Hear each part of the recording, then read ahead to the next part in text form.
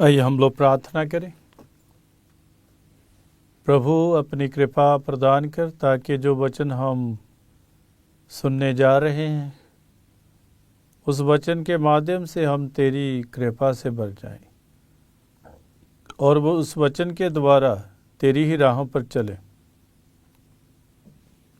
तेरी दुहाई दें, प्रार्थना करें और जैसे तूने कहा कि मांगो तुम्हें दिया जाएगा, तेरी उपस्थिति में आकर मांगे और पवित्र आत्मा प्राप्त करें। प्रार्थना करते हैं अपने प्रभु यीशु ख्रीस्त के द्वारा, आमीन। प्रिय भाई तथा बहनों, आज हम लोग मनन चिंतन करेंगे एस्तर की पुस्तक से 4 अध्याय और 17 और उसकी सभी आगे के वाक्यों पर, और संत मत्ती के सुसमाचार 7 अध्याय 7 से 12 वाक्य पर। हम देखते हैं कि एस्तर को अपने यहूदी भाई बहनों की चिंता थी, क्योंकि एक राज आज्ञा निकली थी जिसके माध्यम से ये बताया गया था कि सभी यहूदियों का सर्वनाश किया जाएगा, यहूदियों को नष्ट किया जाएगा। तो ये बात उनके लिए बहुत ही दर्द से भरी हुई थी। तो उसको चिंता है, क्योंकि वो स्वयं यहूदी है, भले वो रानी है लेकिन वो स्वयं यहूदी है। तो वो मृत्यु के भय से पीड़ित होकर प्रभु की शरण लेती है।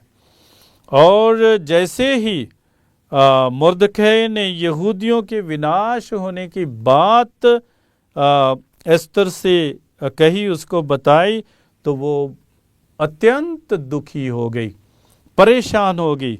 क्या करें, हम कैसे बचाए जाएंगे, यहूदी जो लोग हैं कैसे बचाए जाएंगे। तो उसने क्या किया, उसने अपनी जो रानी के वस्त्र हैं वो उतार कर, तो शोक वस्त्र धारण कर उसने सिर पर राख डालते हुए कठोर उपवास द्वारा अपना शरीर तपाया। तो प्रार्थना की, तपस की और प्रार्थना की, प्रभु की दुहाई दी, तो निरंतर प्रार्थना में लगी रही। उसको मालूम था कि प्रार्थना के बिना कुछ भी संभव नहीं है, प्रभु पर विश्वास के बिना कुछ भी संभव नहीं है। और वह प्रातः से संध्या तक प्रभु की दुहाई देती रही और प्रभु से सहायता की मांग करती रही। वह प्रभु को ही अपना सर्वस्व मानती है कि जो भी करेंगे प्रभु स्वयं करेंगे, और कहती है कि प्रभु के बिना उसका कोई भी रक्षक नहीं है।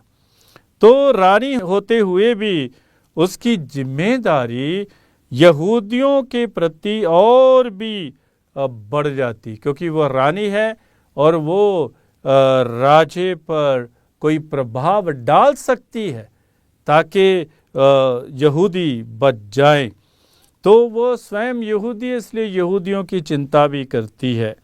तो वह पूर्वजों के ग्रंथों का विवरण देते हुए प्रभु की करुणा, कृपा और मुक्ति का बखान करती है। तो ग्रंथों से लेती है, उसकी मुक्ति का बखान करती कि कैसे प्रभु ने विभिन्न प्रकार की परिस्थितियों में, कठिनाइयों में लोगों को बचाया था। तो यही बखान करती, प्रभु की अच्छाइयों का बखान करती, प्रभु की भलाइयों का बखान करती है और प्रार्थनाओं में प्रभु की प्रशंसा करती है कि भूतकाल में कैसे प्रभु ने उन्हें बचाया है, और बताती है कि कैसे प्रभु ने अपने लोगों के लिए महान कार्य किए हैं।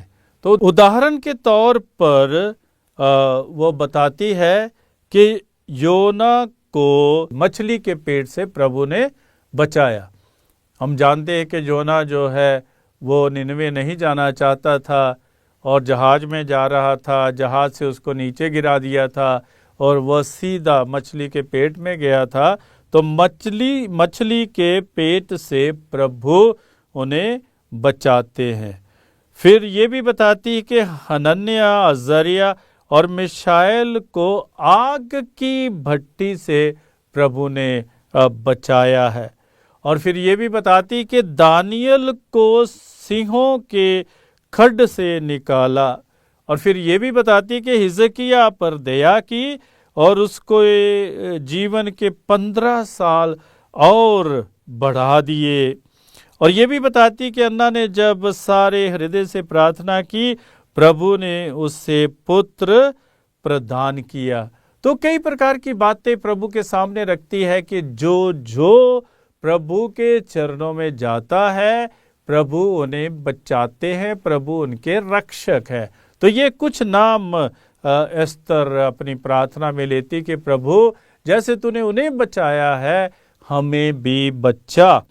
तो प्रभु हम सबके रक्षक हैं और प्रभु ही केवल हमारी रक्षा कर सकते हैं। और एस्तर ऐसा विश्वास करती है कि प्रभु ही हमारे रक्षक हैं। तो एस्तर यहूदियों की रक्षा के लिए प्रार्थना करती हुई और प्रभु से अपनी शक्ति प्रदर्शित करने के लिए कहती है कि अपनी शक्ति प्रदर्शित करे ताकि सभी यहूदी जो है बचाए जाएं। तो प्रभु की सहायता प्राप्त करने के लिए वो दुहाई देती है और प्रभु दुख तकलीफों, संकटों, खतरों, दुर्घटनाओं और बीमारियों, समस्याओं, आफतों, परेशानियों, मजबूरियों, कठिनाइयों इत्यादि में हमारी भी सहायता करते हैं। और प्रभु क्या कहते हैं हमें? कहते हैं मांगो और तुम्हें दिया जाएगा, खटखटाओ और तुम्हारे लिए खोला जाएगा, और ढूंढो और तुम्हें मिल जाएगा। प्रभु ये आश्वासन देते हैं कि जब हम मांगते हमें मिलता है, हम ढूंढते हैं तो हम प्राप्त करते हैं, हम खटखटाते हैं तो हमारे लिए खोला जाता है। तो हमारा स्वर्गीय पिता हमारी हर जरूरत को पूरा करता है। क्या लिखा है कि यदि इस धरती के माता पिता अपने बच्चों के लिए अच्छी चीजें देते हैं, तो हमारा स्वर्गीय पिता क्यों नहीं हमें अच्छी चीजें प्रदान करेगा। हम प्रभु के चरणों में जाएं। जो हमारे शारीरिक माता पिता हैं हमारे लिए अच्छी चीजें देते हैं, तो जब हम प्रभु के चरणों में जाते हैं तो क्यों नहीं प्रभु हमारी प्रार्थनाओं को सुनते हैं। उन्होंने दानियल की प्रार्थना को सुना, उन्होंने अजरिया, मिशाएल और उन सब की प्रार्थना को सुना, उन्होंने और दूसरे लोगों की प्रार्थना को सुना। तो प्रभु क्यों नहीं हमारी प्रार्थना को भी सुनेंगे, हमारी प्रार्थना पर भी ध्यान देंगे। हम विश्वासी बनकर आए। वचन हमें बताता है कि अविश्वासी नहीं लेकिन विश्वासी बनकर आए, फरियादी बनकर आए और हम प्रभु की संतान बनकर आए और प्रभु पर पूर्ण भरोसा करें, पूर्ण विश्वास करें, ताकि प्रभु हमारी प्रार्थना को सुनकर तो उसे उसका उत्तर दे। हम कुछ बिंदु हैं उन पर मनन चिंतन करें।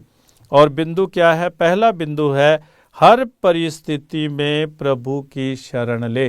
परिस्थिति कोई भी हो, दुखी हो, परेशान हो, मुश्किल में हो, दुर्घटना में हो, बीमारी में हो, बुराई में भी हो, हम प्रभु की शरण ले, प्रभु के चरणों में जाएं। हम इधर उधर ना भागें, लेकिन प्रभु पर पूर्ण भरोसा रखें, प्रभु पर विश्वास करें और प्रभु की शरण ले। दूसरी बात है पूर्ण हृदय व विश्वास के साथ प्रार्थना करें। जब हम प्रार्थना करते हैं तो हमारा विश्वास दृढ़ होना चाहिए और पूर्ण हृदय से हम इधर उधर की बातें ना करें, लेकिन पूर्ण हृदय से हम प्रभु पर विश्वास करते हुए प्रार्थना करें। तीसरी बात है प्रभु के चिन्ह और चमत्कारों को याद करें। हमारे जीवन में कितनी परेशानियां रही है, दुख तकलीफ भी रहे होंगे, बीमारियां भी रही होंगी, बुराइयां भी रही होंगी, फिर भी प्रभु ने हमें बचाया है और हमारे जीवन में कई प्रकार के चमत्कार किए हैं। इसलिए प्रभु के चिन्ह और चमत्कारों को याद करें। और चौथी बात है, विनम्रता से प्रभु की सहायता खोजे। प्रभु की सहायता खोजे। जब भी हमें जरूरत है प्रभु के चरणों में जाएं, प्रभु के पास जाएं। प्रभु हमारे सहायक बनते, प्रभु हमारे मार्गदर्शक बनते, प्रभु हमारे लिए उचित प्रबंध करते हैं। हम प्रभु की सहायता जो है अपने जीवन में खोजें और विनम्रता से खोजें।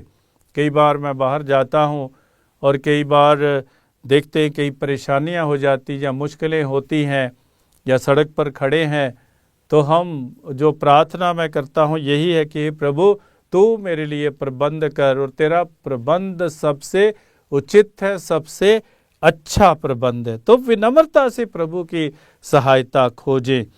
और पांचवी बात है, प्रभु अति दयालु व करुणामय है। इसको पहचानें कि प्रभु दयालु है, करुणामय। कुछ लोग सोचते हैं कि प्रभु सजा देने वाला प्रभु है, दंड देने वाला प्रभु है। हाँ, जब हम गुनाह करेंगे, पाप करेंगे, तो हम अवश्य दंड भी प्राप्त करेंगे, लेकिन प्रभु दयालु है, करुणामय है। और छठी बात है, प्रभु की सत्य प्रतिज्ञता अनंत कालीन है। प्रभु की सत्य प्रतिज्ञता कभी बदलती नहीं, प्रभु हमेशा सत्य प्रतिज्ञ है। और सातवीं बात है, मांगने पर हमें प्रभु अच्छी चीजें देते हैं, इसलिए प्रभु के चरणों में जाएं और मांगे। और आठवीं बात है, पूर्ण हृदय से प्रभु के साथ जुड़े। और जब हम प्रभु के साथ जुड़ जाते हैं पूर्ण हृदय से, तो हमारी हर समस्या का हल मिल जाता है। तो आइए, जब जब हम परेशानी में, मुश्किल में, हम प्रभु के चरणों में जाएं। जैसे एस्तर ने प्रभु की दुहाई दी और प्रभु ने उनकी प्रार्थना को सुना और सभी यहूदी बचाए गए, वैसे हम भी प्रभु के चरणों में जाएं तो हम भी बचाए जाएंगे। आइए हम प्रार्थना करें। सर्वशक्तिमान पिता परमेश्वर, तुझे धन्यवाद देते आज के इस वचन के लिए जो तूने हमें प्रदान किया है। इस वचन के माध्यम से हमारे हृदय शुद्ध हो जाएं और हम तेरे चरणों में बैठकर प्रार्थना करते हुए, तुझ पर पूर्ण भरोसा रखते हुए, विश्वास करते हुए मांगे। और हम ये भी विश्वास करते कि जो हम तुझसे मांगते अवश्य हम प्राप्त करते हैं। प्रार्थना करते हैं अपने प्रभु यीशु ख्रीस्त के द्वारा, आमीन।